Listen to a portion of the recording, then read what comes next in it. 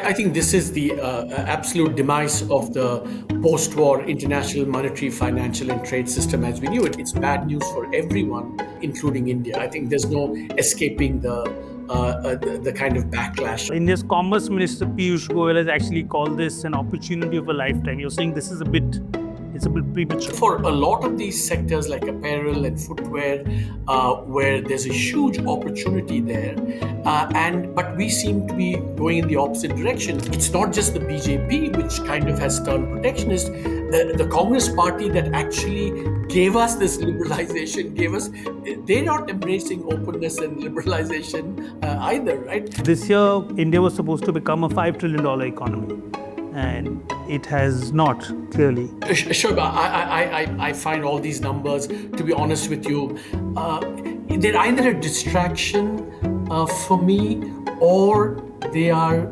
numbers that I don't feel comfortable discussing. Massive uncertainty. We're basically probably close to on the brink of the economic and trade and financial equivalent of World War III.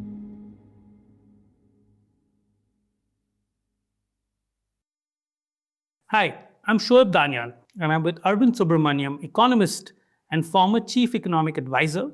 And we're going to be discussing the madness that's happening right now as Trump's tariffs sweep the world. Dr. Subramanian, explain the scale of what Donald Trump has done with his tariffs against the world. I think it's fair to say that apart from the fact that this is by and large, above the biggest tariff increase enacted by the US in the last 100 years. But that was before the additional 50% was imposed on China. And then, of course, this morning, China retaliated. So this is just unprecedented. It's huge in magnitude and seriousness and intensity. So I think and today, and since yesterday, in fact, financial markets, especially the US bond market, has turned very strange. There are real fears that this is going to become a full-blown financial crisis. So not only do you have the trade and the real economic consequences, but then we might have something taking us even spiraling downwards because of the financial ramifications. Now, of course, I'm going to just interrupt you there, Subramanian. I want you to, a lot of the focus has been on equities. Could you just explain maybe the real story? Is it the bonds? Why are the bonds tanking such a bad sign? See, I think that, as you know, for the last 2 months, as these tariff announcements were being made, withdrawn, etc., what had happened was, remember originally when the tariffs were, when President Trump was elected and the tariffs were on the agenda, everyone expected, and indeed the dollar appreciated between November and January, at the end of January. That's what you expect normally to happen. But then suddenly, beginning early February, when markets started understanding the magnitude of the tariff increase and much more the uncertainty associated with that, which I think people feel will have a chilling effect on investment more broadly, then the sign of the dollar flipped and it started declining, and it's been declining for the last month and a half. But at the same time, because recession and growth slowdown fears increased, long-term US interest rates were also declining. So you had a declining dollar, declining stock markets and declining interest rates because of general recession fears in the economy, which was the opposite sign of what you would have expected. But then all of a sudden in the last couple of days, US bond yields have started rising. Essentially, it's just beginning now, so people don't fully understand the implications. But it seems to be that everyone is rushing for cash. It's kind of called a dash for cash, where people are selling their treasuries. US interest rates in 48 hours have gone up by unprecedented amounts. And you know that the US bond market, the treasury market, is the bedrock not only of the US but the global financial system.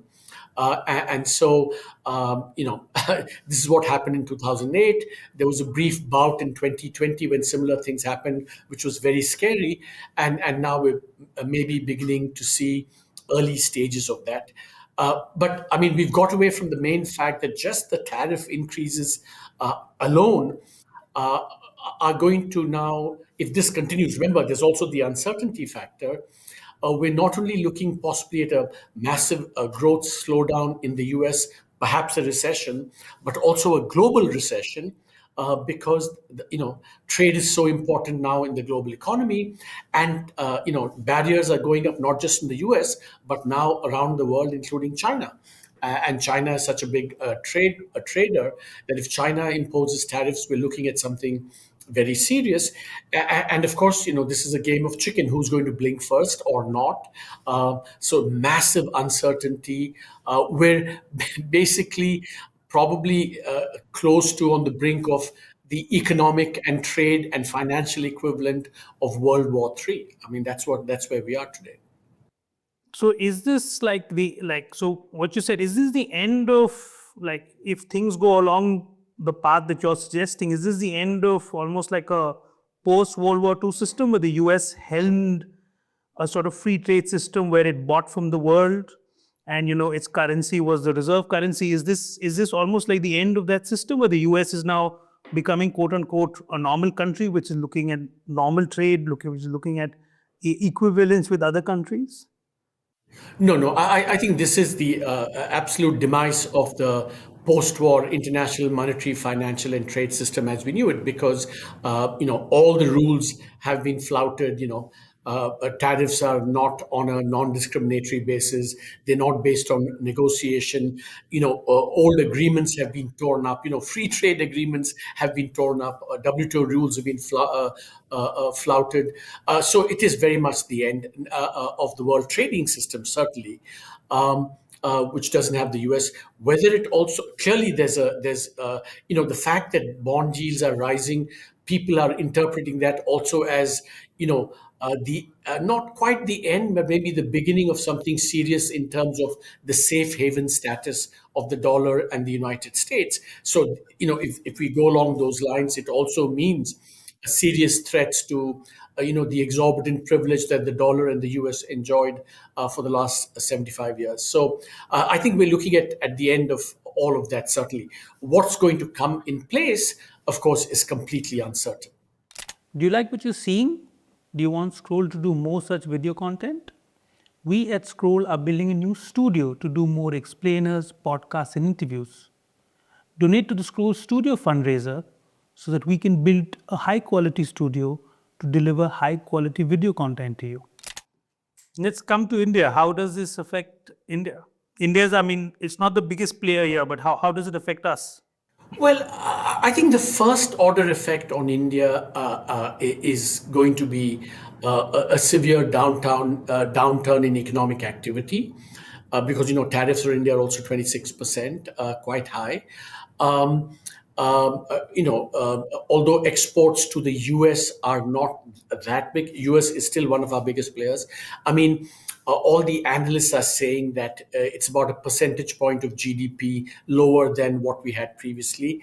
I suspect that it'll be much more, because it's not just going to be the first round impact of the tariff increases. It's also going to be all the turmoil and the uncertainty, which basically means all global investment decisions are going to be frozen for some considerable period of time. Because, uh, one might be tempted to say that there is a kind of bright spot for India, in the sense that India has been hit relatively less than some of the competitor countries. It could be a potential bright spot, but that becomes only serious if things settle down. If the world knew that these are going to be the tariffs, for the next 5 years, then yes, there is something that can be planned. Investors can plan, and they say, well, let's go to India because from India there'll be fewer tariffs than say from Vietnam, because Vietnam has been hit very badly. But then we don't know, because Vietnam is doing trying to negotiate a deal with the US, as India is doing as well. So there's just so much uncertainty that if there's a global recession, if financial conditions are turbulent, I think it just, first order, it's bad news for everyone, every country, including India. I think there's no escaping the kind of backlash or the whiplash from that broader global, meltdown, as it were, almost. And the contraction in global trade is obviously going to impact India as well. Everyone, yeah, it's going to impact everyone in India as well. So there's no, and as I said, the ray of opportunity could only become an opportunity once things settle down, and there's no prospect for things settling down because we don't know what the reaction and the counter reaction are going to be. Who's going to negotiate? What the U.S. response is going to be? Is it going to use these tariffs just as leverage to force countries to open up? Or are they seriously sticking to some of the major tariff increases? We just know the unpredictability of this is so high that anything that we say tomorrow about what's likely to happen is going to be just overturned by events. So, I mean, for example, India's Commerce Minister Piyush Goyal has actually called this an opportunity of a lifetime. You're saying this is it's a bit premature. It's premature. I see there is a kernel of truth in what is being said, because, as you know, India's tariffs have been increased by less than some of the competitor countries. So that's the sense in which, and of course, China is, it's been increased by much less than China. So a lot of the, the Apple production in China, the footwear, the garments could potentially come. But I think that's something, that's a decision that will be taken for only after some of this considerable uncertainty settles, which is not likely to happen for some time. But see, but that being said, um, even though there's uncertainty, there's all of that. I think there is a sense in which India's policy response can be, kind of articulated, uh, kind of clearly, somewhat, regardless of what is going to happen externally. There are things that India needs to do for its own sake, right? Which India should do. And there's a whole bunch of things that India can do, right? I mean, firstly, of course, we saw the RBI cut rates, and I suspect, because I think oil prices are coming down and so on, it is the case that the RBI will have a lot more room for maneuver over the next few months. So I expect more rate cuts to kind of cushion the economy. I think that's eminently reasonable and sensible.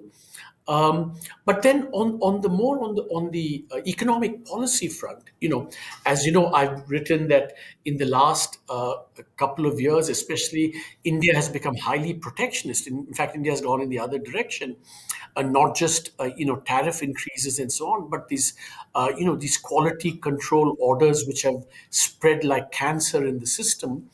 Um, you know. So those are things that in India should be doing for its own sake, that regardless of what happens. And I'm hoping that, see, because clearly India is probably going to do some things to negotiate with the United States. That's one going to be, and we don't know what that's going to be, but there's certainly going to be some concessions made.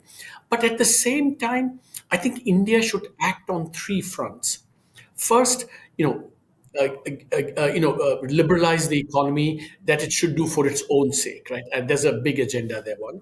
Second, in this world, I think you need to hedge your bets. So all the things that India was planning to do with the European Union and other trading partners, I think it should do that as well.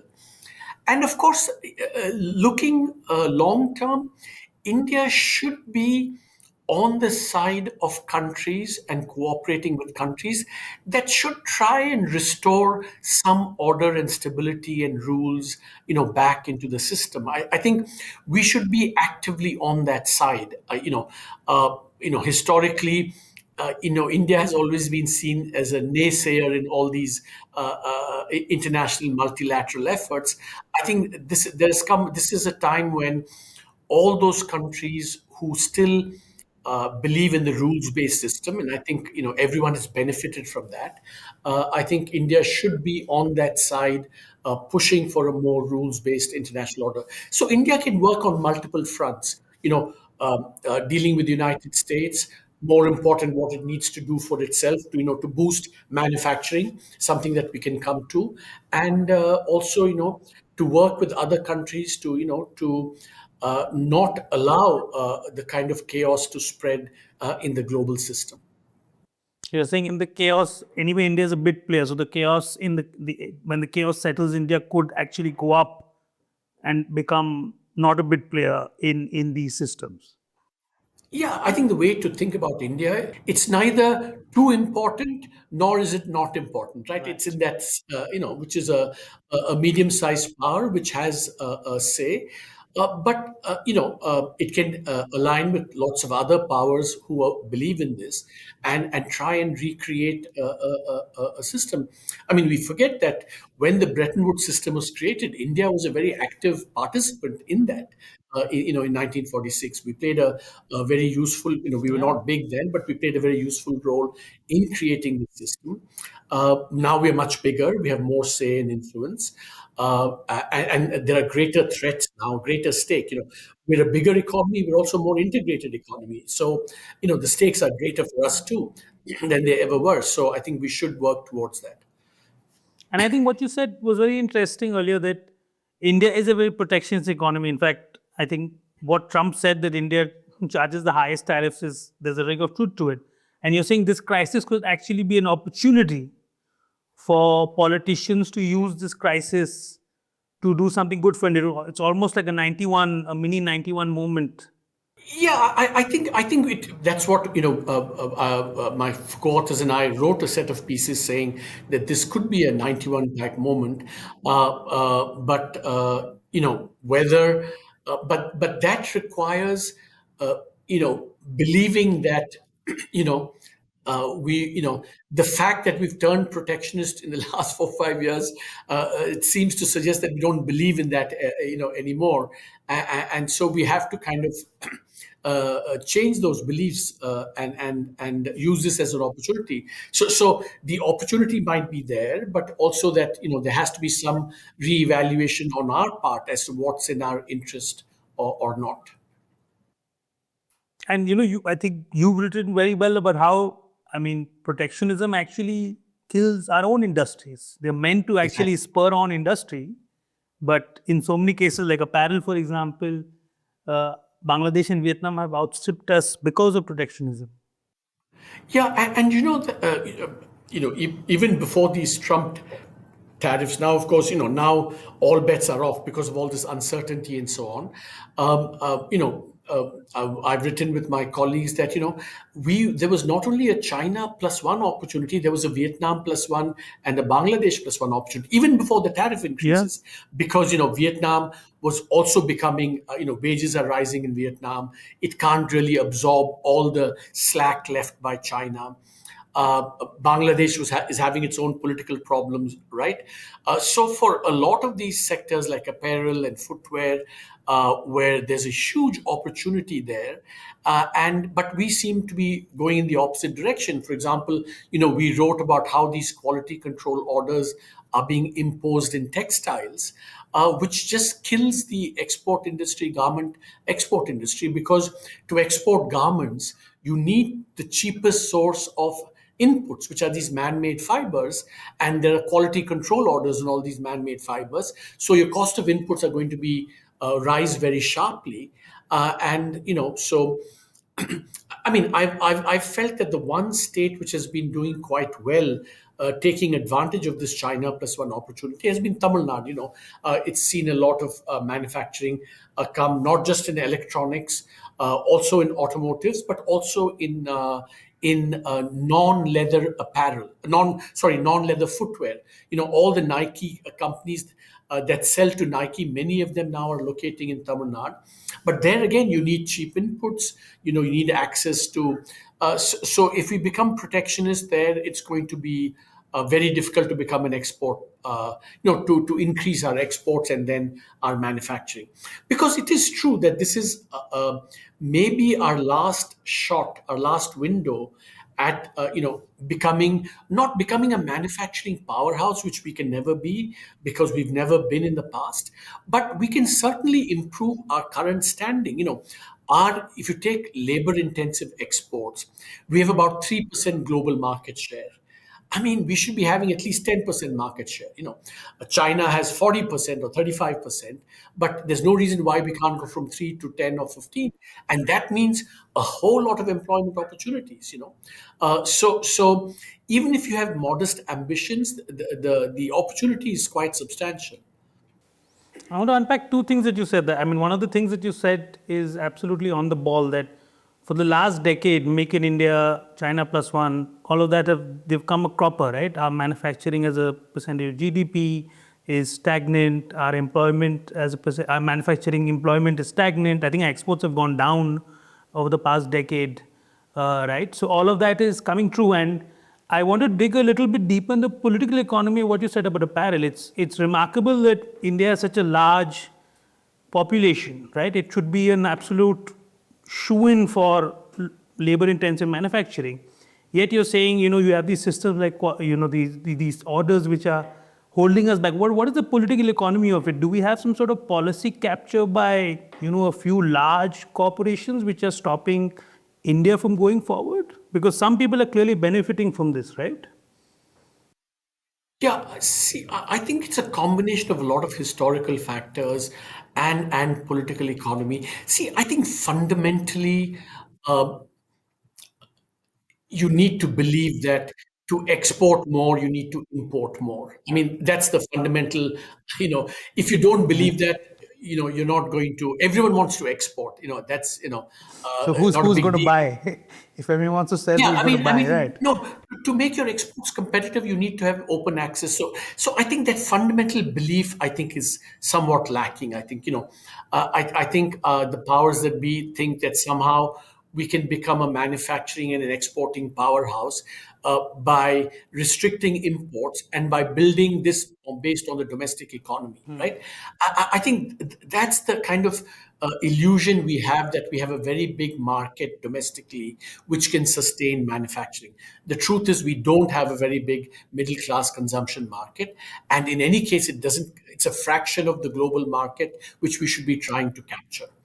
That's one. Then there's also vested interests. I think, for example, in the case of all these inputs for apparel, I think lots of big firms have near monopolies on these inputs, producing it domestically. So they want protection as well. And on the other side, we've never had a very politically influential export lobby in India. One of the tragedies is that because we've not been an exporting powerhouse, or because whatever, we don't have very strong, and also the exporting interests, like they're all small firms. Even the biggest exporting firm in apparel is not a very big firm. And you see that. Another manifestation of that you see is on the exchange rate. For 2.5 years, we allowed our exchange rate to become very uncompetitive. Clearly, there was no export lobby saying, no, no, this should Ownership. not be done. So there is a political economy that is stacked against exporting interests.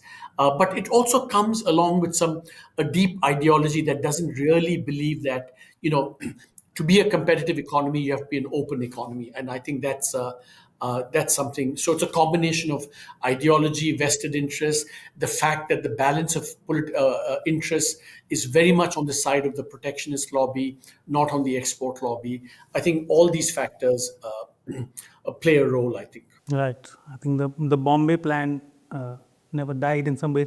Uh, I want to also See, but just. but but but sure. Just one last point, right? Sure. You see, you raised a very good point about the Bombay plan, right? Now, I don't want people to kind of buy that completely for the following reason, right? For the following reason. The Bombay plan made sense at the time of the Bombay plan, Right. right?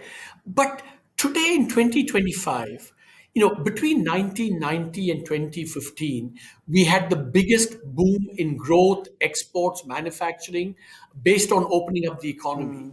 So, why is it that after having had a very good experience with opening up and exporting, why now do we go back to protectionism? So, one should not be very harsh on the Bombay plan people because their experience was colonialism, right? So you Right. can say, well, but today, after 30, 40 years of opening up and benefiting immensely from it, why is it that so for example, it's not just the BJP which kind of has turned protectionist. The Congress party that actually gave us this liberalization, they're not embracing openness and liberalization either, right? So it's kind of a bipartisan. We made Consensus. an orphan of success in a bipartisan manner, and that's what's troubling and puzzling as well. I think just to, I want to go forward with that because just to maybe as a political economy question, I think, for example, just to take US on ag, US is pushing India hard on pulling down its protectionist thing on agriculture. India obviously protects its agricultural sector with a lot of fervor. Now, I think if you look at it from the point of view of a politician in Delhi, he will lose his job if he even lets his guard down by a smidge on it. So I think, I think from the point of view of a politician in Delhi, he can lose a few points of percentage growth and still have a chance at re-election. But if he gives up on protectionism, that could be a death knell for him. I'm just thinking it through, right? But sure, but that's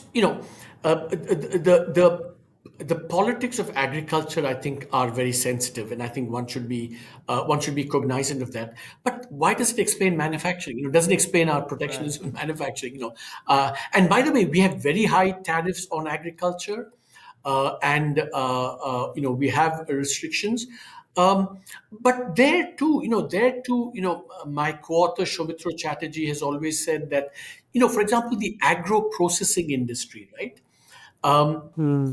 That can develop, right? And it has. Why does that? But to do that, there too you need, cheap inputs, etc. So again, to say, all of agriculture should be protected to the extent that we do also needs to be. I know there are some very sensitive sectors like, dairy and poultry and wheat and rice and so on, but these are not the sectors where there are, we have a lot of protection, we have a lot of support. So I don't think anyone is kind of wants to challenge that.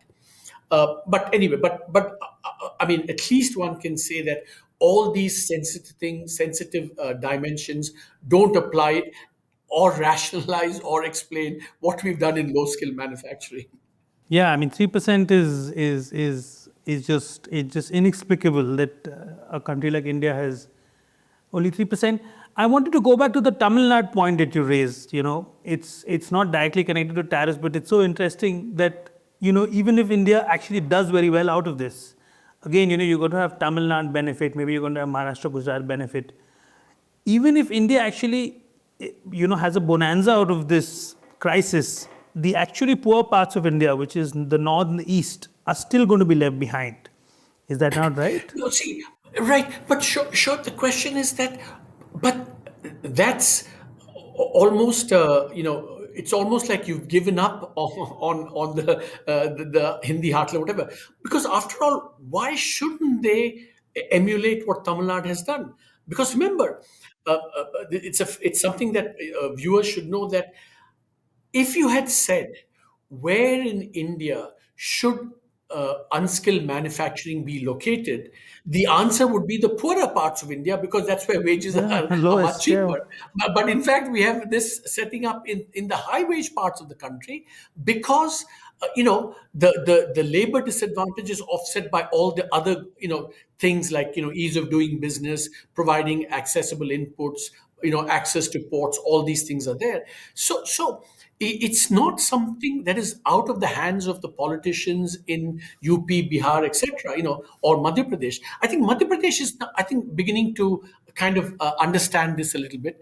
But so when the opportunities come, uh, uh, we should have places that should try and take advantage, because that fundamental comparative advantage of having cheap labor is there in the Hindi heartland and in the East. And so that's why it shouldn't we shouldn't get into despair and despondency, because we states do have agency, and the central government as well. I mean, I think the lesson to learn from Tamil Nadu for the rest of the country is, what it means to create an environment that minimizes the risks for investors. I think, investors care a lot about risk, and are very anxious about risk. And, I think all that's happened in the last few years have, if anything, raised the risks for investment. You see, that's why private investment remains weak. FDI has declined, in the sense that, the investment climate, the government has not been bad at offering, tax cuts, subsidies, etc. Right? So it's trying to increase the returns to investors, but investors care even more about risks than returns, because you make a huge investment, and something happens. The government comes and changes policy in favor of some big business. You're stuck with a big stranded asset, as it were. So I think those are the things that we need to really focus on. And I really think there's no bigger problem right now for India, because this lopsided development is it's already becoming such a big political issue. And I think if it's going to diverge more and more, given India's size, uh, I want to actually even zoom out further. So this year, India was supposed to become a $5 trillion economy, and it has not, clearly. I mean, India is growing. Sure, but I find all these numbers, to be honest with you, they are, either uh, they're either a distraction for me, or they are, numbers that I don't feel comfortable discussing, because I don't know. As I've always said, I don't fully understand many of these numbers, especially over the last few years. So I think this numbers thing is it kind of distracts from, whether it's 5, 10 trillion, whatever. Who cares? I mean, the point is that, are we going to generate growth and jobs? I mean, that's the key thing, right? And that's what we need to focus on. If you generate the growth, the numbers will grow automatically. We want the numbers to grow based on policy, not based on statistics and, official perception of, or official recognition of what's happening. They have to grow because the economy is growing and jobs are being created. I think so. That's why I think the numbers game is I find it somewhat irrelevant and a distraction. And are you saying that, like this is what Sabir Bhatti also said? Do you think the numbers are not totally accurate? Also, is it you're just chasing numbers, so you're being pressured to make numbers? No, I'm saying both things. I'm saying the chase for numbers, distracts from what you really need to do. And second, this is something that I've said for the last 4 or 5 years. I was the first one to Right. possibly say that, the growth numbers, and we had a piece yesterday in Business Standard, day before, also highlighting some of the GST. discrepancies. That's why I think, to be fair, I think, the statistic department is now trying to do a good corrective job, using GST data. So I think all that. But in the interim, until one can be confident about the numbers, talking about 5, 10 trillion is not that meaningful, I think. And you're saying even having these as targets is bad policy making. Yeah, I mean, uh, I think aspirationally it's not bad, but if it becomes an obsession, it becomes a distraction, and instead of focusing on what we really need to do, it becomes like, a numbers game, a statistical game almost, Yeah, rather than a real game. exactly. We've spoken a little bit of a parallel. I want to end off with electronics. Do you think India has a chance to use this maelstrom to do something in electronics? Yeah, I think we've done a good job so far in electronics. I mean, relatively speaking, that's one sector that's done well. I do think that the attractiveness of India for the major players will continue, pretty much regardless of what happens on the tariffs thing. Maybe the tariff thing will actually, accelerate accelerate that process, because I think it stems from the simple fact that the big players do want to diversify away from China. I think that's the big underlying fundamental determinant. And if we can offer a modicum of a good investment climate, keep things stable, some of that is bound to come to India, and so in that sense, yes. But the question is, a lot of it can come to India, provided we do all the right things. So even there, that we have a lot of agency in shaping how dynamic and how big the electronic sector can become in India. Good investment climate, keep things stable, and with a little bit of luck, maybe India can be a rare bright spot with what Mr. Trump has done. Thank you so much for joining us, Dr. Subramaniam. This was great. It's a great unpacking of some really, as I think it's a Confucian proverb, it says, may you live in interesting times. I know. I would say be careful what you wish for. In the So, yeah, we are certainly living in interesting time. Interesting time to be an economist, interesting time to be a journalist. That's all we have for today. Thank you.